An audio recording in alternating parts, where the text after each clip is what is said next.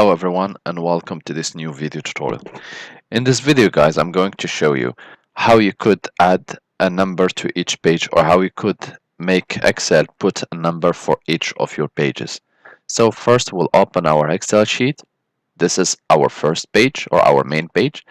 We'll just click on Insert. We're going to select Header and Footer. And here we're going to have the design option unlocked.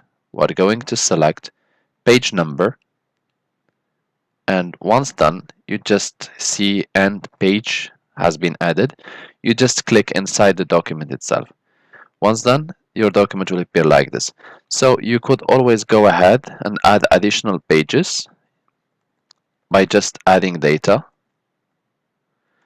and you will see that the numbers has been automatically added. So here I have page on the left, I have page number 1, and I have page number 2, and on the right I have page number 3 and page number 4.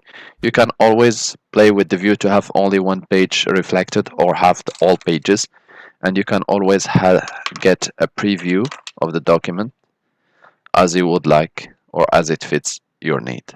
I hope this video tutorial was helpful to you. If you are still in need of help or assistance, please send us an email or just leave us a comment with a full description, and we will do our best to help you.